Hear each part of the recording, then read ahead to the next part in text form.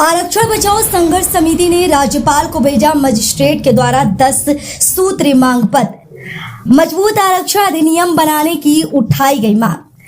आरक्षण बचाओ संघर्ष समिति एबीएसएस ने देश में गरीब और वंचित वर्ग एससी, एसटी और ओबीसी को मुख्य धारा से जोड़ने के लिए उत्तर प्रदेश की माननीय राज्यपाल को संबोधित एक ज्ञापन जिलाधिकारी के माध्यम से भेजा है। समिति ने देश में सामाजिक न्याय स्थापित करने के लिए एक मजबूत आरक्षण अधिनियम एक्ट पारित करने की मांग की है।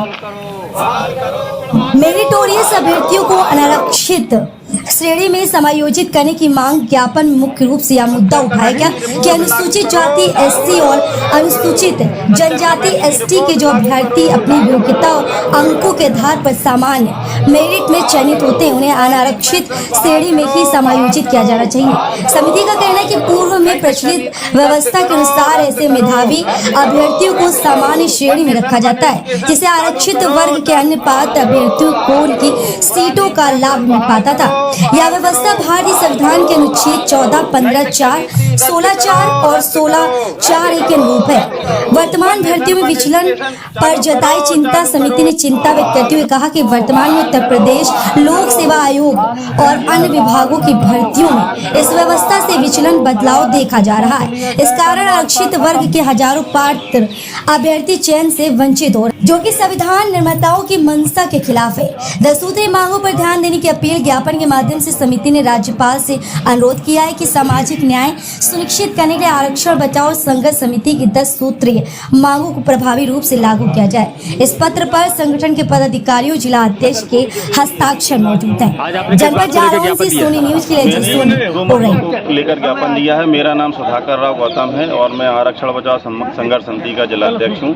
तो हमारी टीम आज कलेक्ट्रेट में जिलाधिकारी महोदय के माध्यम से अपनी मांगों को लेकर, तो सबसे पहली मांग थी को जो उत्तर प्रदेश में 4 मेडिकल कॉलेज हैं, उन चारों मेडिकल कॉलेजों में स्पेशल कंपोनेंट के तहत व्यवस्था रखी गई थी कि 70% जो जिनसे वो निर्माण किया गया था मेडिकल कॉलेजों का, वो पूरा का पूरा फंड एससी एसटी का था।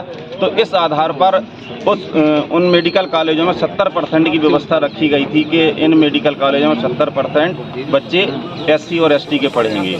और पिछले साल जो है कोर्ट के माध्यम से ये कहीं ना कहीं अवरुद्ध हुआ है।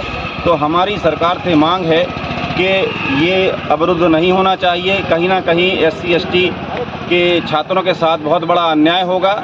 मैंने पूरी बात ज्ञापन के माध्यम से लिख के दी है, उसमें हर चीज़ बताई है कि किस विधि से भारतीय संविधान के किस रूल से ये व्यवस्था सही है और किस रूल के तहत इसको गलत तरीके से प्रस्तुत किया गया है, जिससे ये सरकार माननीय उच्च न्यायालय ने इसको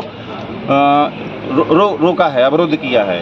और दूसरी मांगे हमारी 10 मांगे और हैं आरक्षण बचाओ संघर्ष समिति की, जिसमें देश में विभिन्न विशेष रूप से उत्तर प्रदेश सरकार हमारी बातों को नहीं स्वीकार करती है। हमने ज्ञापन के माध्यम से संवैधानिक तरीके से अपनी बात रखी है। अगर हमारी बातों को अवहेलना होती है, नहीं मानी जाती हैं, तो ये आंदोलन बड़ा रूप ले सकता है पूरे प्रदेश में। और हमारे संगठन ने ये तय किया है कि हम पहले हर जिले में अपनी बात रखेंगे, तो ये रखी जा रही है कंटिन्यूअस।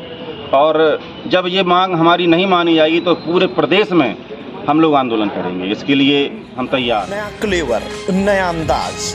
आप देख रहे हैं देश का नंबर 1 digital news channel Sony news. पैनी नजर तीखी।